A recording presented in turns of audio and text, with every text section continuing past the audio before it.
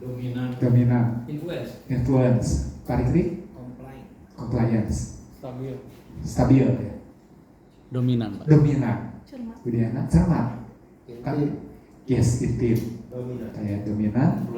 Influence. Oke. Itu adalah jati diri kita yang paling menonjol. Saya tadi pagi sharing dengan Pak Ivan. Kalau kita jadi orang I, kita ini bukan artinya harus menjadi orang lain. Karakter aslinya I. Tapi kita harus bisa ngobrol dengan orang D. Kita menempatkan D ini seperti apa. I-nya kita gak hilang, tapi kita berperan, berkomunikasi secara D. Dengan bawahan yang stabil, kita tidak perlu hapus ini, tapi kita harus bisa berkata-kata seperti dunianya orang stabil. Demikian juga ke yang lain-lainnya. Nah, itu yang penting. Jadi, tipe kepribadian ini biasanya dipraktekkan secara mudah. Kalau di psikologi, ini kategori dari ada 3 kelas. Ini tuh kelas yang paling bisa kita praktekkan tanpa harus pakai keilmuan psikologi. Jadi ini yang paling praktis, di mana-mana dipakai. Nah, hari ini Bapak Ibu, kita kan sudah pernah coba beberapa pertanyaan behavior analysis. Masih ingat ya kenapa bisa dapatkan hasil itu? Behavior berarti apa? Sesuatu yang ditindak, dilakukan, bentuknya perilaku. Nah, teman-teman, Bapak Ibu, behavior ini yang harus diperhatikan untuk teman-teman yang di bawah, anak buah kita lihat perilakunya seperti apa, baru kita masukkan kecenderungan perilaku ini, masukkan ke yang cermatkah, dominankah, intimkah, atau stabilkah, itu kita amati saja.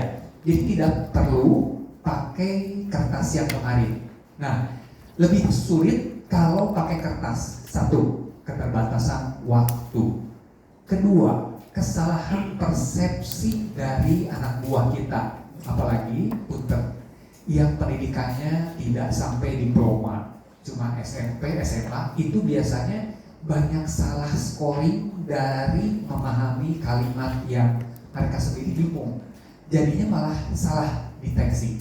Jadi praktek terbaik, Bapak Ibu perhatikan tindak tanduk, perhatikan mereka behave-nya, berperilaku sehari-hari. Yang apa? Yang betul-betul kelihatan natural. Hati-hati. Kalau yang tidak natural dalam arti di ruang meeting atau saat lagi ngobrolnya ada pimpinan tertinggi, itu jangan dijadikan patokan karena mereka pakai topeng. Sekali lagi, behave-nya mereka, perilaku yang kita nilai, diamati adalah perilaku yang natural, yang sehari-hari apa adanya. Itu yang kita harus punya list. Saya membiasakan diri setiap kali saya pindah departemen atau bahkan pindah company, saya selalu minta ke rekan HR list lengkap, ada biodata singkat, gak perlu detail. Lalu ada satu kolom di ujung kanan, saya tuh selalu simpan di dada saya lihat, ajak ngobrol, langsung saya bisa kembali, saya tuliskan dia I. Nah, ngobrol lagi, amati lagi, saya bisa lihat dia orang cermat. Nah, ini yang penting. Setelah training ini, Bapak dan Ibu nanti akan ada assignment, akan ada penugasan yang kuncinya harus kita punya sense untuk mendeteksi mereka itu D kah atau S atau yang lainnya. Itu. Jadi ini saya kasih bocoran dulu supaya Bapak Ibu nanti bisa mengeksekusi praktikumnya. Jadi hari Kamis kita selesai untuk training, tapi justru praktikumnya Bapak Ibu harus secepat mungkin mendeteksi ini. Sekali lagi, yang diamati perilaku, behavior. Perkataan termasuk perilaku, betul. Tapi biasanya yang paling kuat adalah pesan nonverbal. Contoh ya, Bapak Ibu, tolong perhatikan nilai. Ada kata, anggaplah saya ya, sering tampil dengan begini. Tiap kali ketemu begini, tiap kali ketemu begini, tiap kali ketemu begini. Tipe yang manakah? Dominan. Yes, bagus. Sekarang perhatikan, setiap kali ketemu saya Wah, itu macam mulai kelihatan. Setiap kali ketemu seringnya Wis. Kita mah saya baru ya. Influence. Nah, yang begitu tolong jadikan skill khusus untuk mendetek anak buah, mendetek teman-teman. Kalau teman-teman sih pasti udah saling kenal atasan kita, sehingga nanti kita berperilaku dalam komunikasi pas, meskipun saya I, tapi dengan orang D, saya tuh nahan diri, terlalu ngomong. Dengan Pak Pekyo, saya nggak mau banyak cerita. Dan saya sudahi presentasi saya waktu di awal, saya begitu lihat beliau duduknya. Wah, Iya. apa kayak gini. Iya, iya. Artinya gini, Itu mendice, itu mendice. Bapak Ibu, teman-teman, dengan behave seperti itu, kita jangan konyol menjadi maksakan diri kita yang muncul. Saya orang I, tapi begitu lihat orang yang dominan cermat seperti beliau, harus ganti. Kalau nggak efektif. Udah langsung to the point. Soalnya ngomong orang itu jalan panjang lebar, kayaknya nggak senang. Nah itu, tolong detect ini. Bapak Ibu, yang sulit kalau kita dapatkan anak buah yang baru.